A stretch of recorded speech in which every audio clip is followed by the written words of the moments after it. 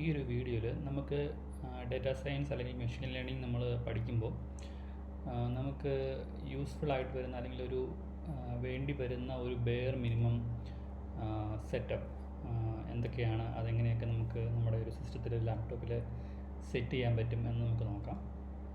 അപ്പോൾ ഇതിൽ നമുക്ക് ഒരു ബിഗിനർ ഫ്രണ്ട്ലി എന്നുള്ള രീതിയിൽ ഏറ്റവും ഈസിയസ്റ്റ് ആയിട്ട് നമുക്ക് സെറ്റ് ചെയ്യാവുന്ന അല്ലെങ്കിൽ ചെയ്ത് തുടങ്ങാൻ പറ്റുന്ന ഒരു കാര്യം എന്ന് പറയുന്നത് ഗൂഗിൾ കൊലാബ് എന്ന് പറയുന്ന ഒരു പ്ലാറ്റ്ഫോമാണ്. അപ്പോൾ ഇത് ആക്ച്വലി ഒരു ഓൺലൈൻ പ്ലാറ്റ്ഫോമാണ്, അതായത് ഗൂഗിളിൻ്റെ തന്നെ ഒരു ഫ്രീ ഓൺലൈൻ പ്ലാറ്റ്ഫോമാണ്. ഇത് യൂസ് ചെയ്യാനായിട്ട് പ്രത്യേകിച്ച് ഒന്നും വേണ്ട, നമ്മളൊരു Google account, Gmail or Google account മതി. അതിൽ സൈൻ ഇൻ ചെയ്തിട്ട് ഈ ഗൂഗിൾ കൊലാബ് എന്ന് പറയുന്ന ഈ ഒരു ലിങ്ക് colab.research.google.com എന്ന് പറഞ്ഞാണ് എൻ്റെ ലിങ്ക്. ഇതിൻ്റെ ലിങ്ക് ഈ ഒരു ഫയലിൽ നിങ്ങൾക്ക് പോയാൽ അറിയാൻ പറ്റും. ഈ എൻ്റെ നോട്ട്സിൻ്റെ ഫയൽ ഞാൻ ഡിസ്ക്രിപ്ഷനിലെ ലിങ്ക് ഞാൻ കൊടുത്തേക്കാം. അപ്പോൾ അത് ജസ്റ്റ് സൈൻ ഇൻ ചെയ്തിട്ട് നിങ്ങൾക്ക് ചെയ്യാൻ പറ്റും. അതിൻ്റെ ഡീറ്റെയിൽഡ് ആയിട്ട് എങ്ങനെ അത് യൂസ് ചെയ്യാം എന്നുള്ളൊരു ട്യൂട്ടോറിയൽ വേറൊരു വീഡിയോ ആയിട്ട് ഞാൻ ആഡ് ചെയ്യുന്നതായിരിക്കും. പിന്നെ നമുക്ക് വന്നു കഴിഞ്ഞാൽ നമ്മുടെ ലോക്കൽ സിസ്റ്റത്തിൽ ഇൻസ്റ്റാൾ ചെയ്യാൻ വേണ്ടിയിട്ടുള്ള കാര്യങ്ങളാണ് വരുന്നത്. അപ്പോൾ അതിൽ നമുക്ക് ഫസ്റ്റ് വേണ്ടത് ഒരു പൈത്തൺ ഇൻസ്റ്റാൾഡ് അല്ല എന്നുണ്ടെങ്കിൽ അത് ഇൻസ്റ്റാൾ ചെയ്യുക.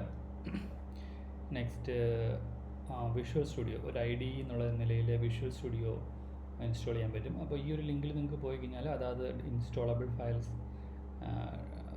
ഇൻസ്റ്റാൾ ചെയ്യേണ്ടത് എങ്ങനെയാണെന്നുള്ളത് ഒരു ലിങ്കിലൂടെ നമുക്ക് പോകാൻ പറ്റും. ഡിപ്പെൻഡിങ് അപ്പോൾ നിങ്ങളുടെ ഓപ്പറേറ്റിംഗ് സിസ്റ്റം വിൻഡോസ് ആണോ ലിനക്സ് ആണോ അല്ലെങ്കിൽ മാക് ആണോ എന്നനുസരിച്ച് നിങ്ങൾക്ക് അത് ഇൻസ്റ്റാൾ ചെയ്തെടുക്കാവുന്നതാണ്.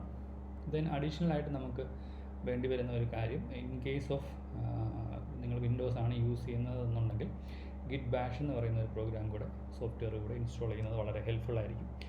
മാക് ഓർ ലിനക്സ് യൂസേഴ്സ് ആണെന്നുണ്ടെങ്കിൽ നിങ്ങൾക്ക് ആ ഒരു സ്റ്റെപ്പ്, അതായത് ഈ തേർഡ് സ്റ്റെപ്പ് സ്കിപ്പ് ചെയ്യാവുന്നതാണ്.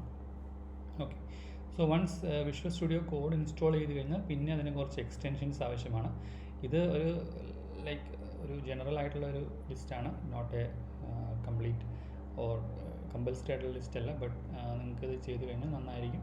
ഇത് എൻ്റെ ഒരു പേഴ്സണൽ പ്രിഫറൻസ് എന്നുള്ള നിലയിലാണ് ഇത് പറയുന്നത്. ജൂപ്പിറ്റർ ഒരു എക്സ്റ്റൻഷനാണ്, ആൻഡ്രോമെഡ, ബ്ലാക്ക് ഫോർമാറ്റർ ആൻഡ് ഫ്ലേക്ക് 18. അപ്പോൾ അതിൻ്റെ എല്ലാം അതാത് ഡെവലപ്പർ അല്ലെങ്കിൽ ഏത് ഒറിജിനൽ സോഴ്സും കൂടി ഞാൻ ബ്രാക്കറ്റിൽ കൊടുത്തിട്ടുണ്ട്. So you can select the right one.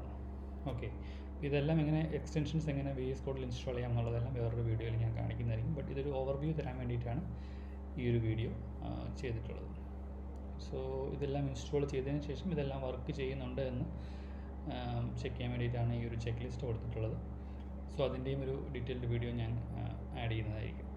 Okay.